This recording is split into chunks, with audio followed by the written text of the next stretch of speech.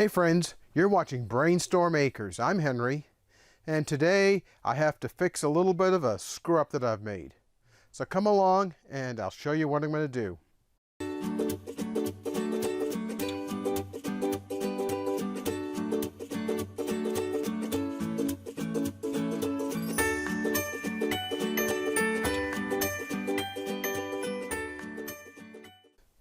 You may remember watching us build these totes last year.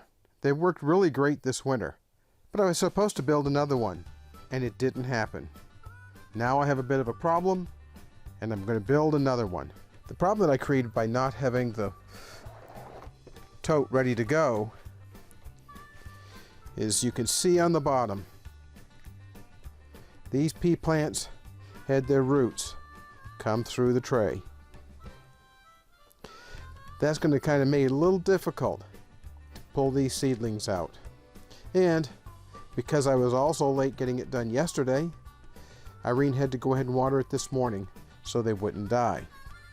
That's just going to complicate things a little bit. I'll talk to her later and figure out if we're going to let this dry out some more and try to pull them out, or if I'm going to push them out using a stick and hope for the best. I start with a 27-gallon tool tote. It's pretty heavy-duty construction. They're relatively inexpensive if you can get them on sale. Now the totes I made last year are made using a 17-gallon tote. This is a 27-gallon tote. I'm going to go ahead and turn it into a wicking tote so I can plant those peas. I start with a piece of PVC. And this is 3/4 inch PVC, and I'm just going to cut it so that there's an amount that will stick up above the soil level.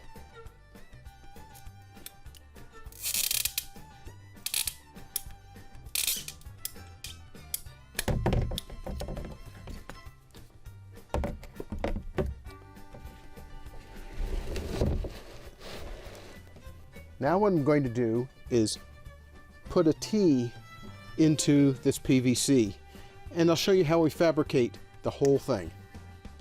Alright, well, I cut this piece of PVC the right length, or about the right length, to go into the tote.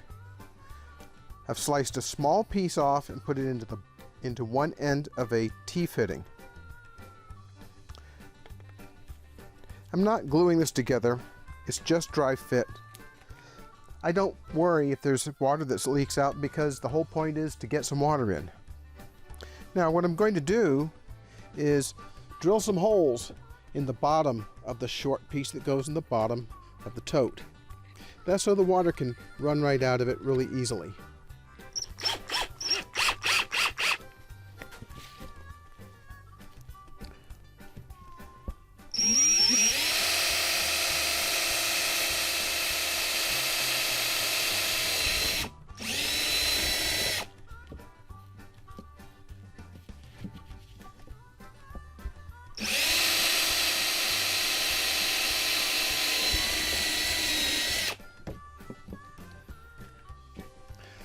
Alright, I have two holes that are each about 3/8 of an inch in diameter. They're just down at the bottom so water can flow out. When this sits down on the bottom of the tote, it might block the water here, so this allows it to come out. What I'm going to do now is gauge where the hole needs to be drilled in this tote for the horizontal pipe to come out. And I'll explain all of this when I start assembling the unit.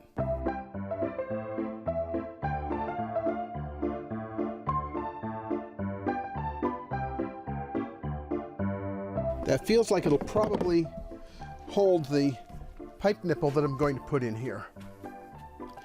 I need to make it a little bit bigger. That's one of the things that's really nice about these step drills, is that you can continue drilling until you get the right size hole. That goes in nice.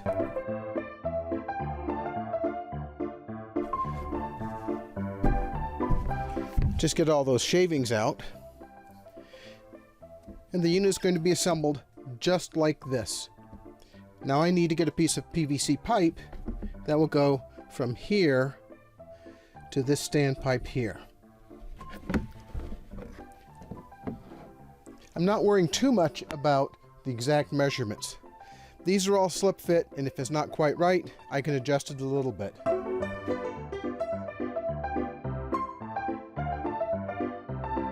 This should be long enough right here.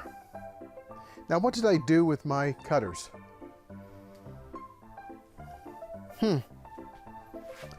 Ah, there they are.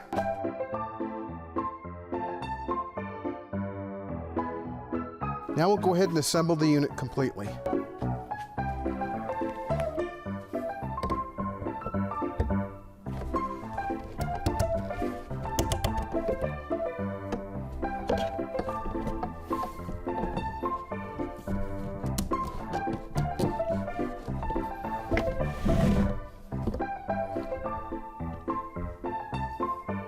That looks like it's going to work. I'm going to take this back out.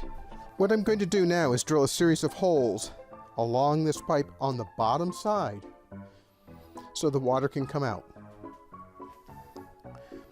Keep in mind, what I'm going to be doing is filling the tub from the top. I'm spacing the holes about every 3 inches apart. There we have the horizontal pipe with holes about every 3 inches along the bottom.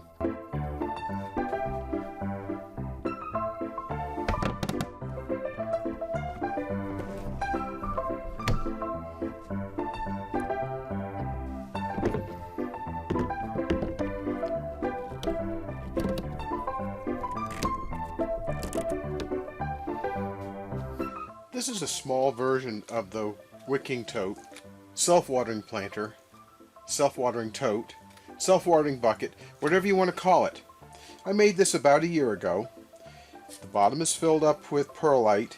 There's a piece of fabric right here that works as a soil separator. And then on top we have some potting soil. Now I don't have pipes inside this. Normally there'd be a piece of pipe that goes in right here, and then another piece that comes up that we could put the water in through. Since this is a very small model, I don't need those things. But I'll start filling it up as if it were actually a production wicking tote.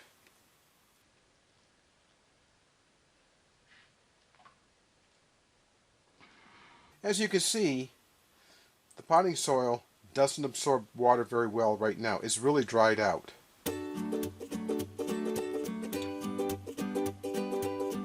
Instead, what happens is the water just goes right through it down to the bottom.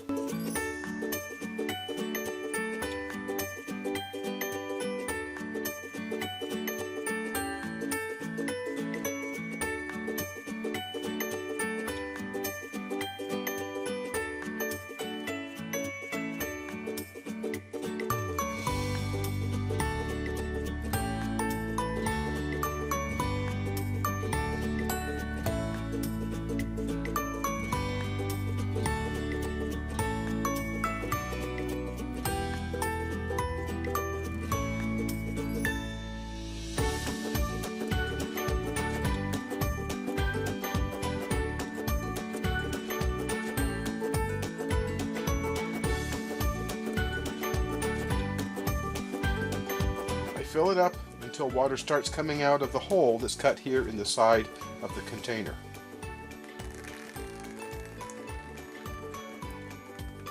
What will happen now is that this water down here will be wicked up. It will be taken up by the soil that's up above it. This is going to take a number of hours to make all of the soil completely moist, but it will eventually happen.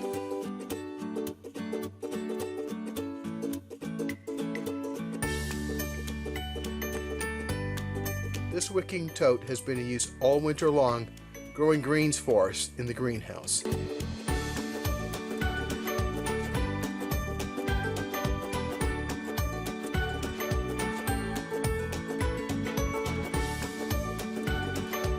We hope this provides you some inspiration on ways that you can grow no matter where you live.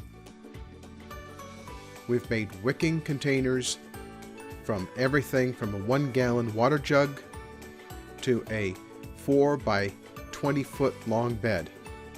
Thanks for watching. Please like and subscribe if you like what we did here. And don't forget to hit the bell for notifications. Bye.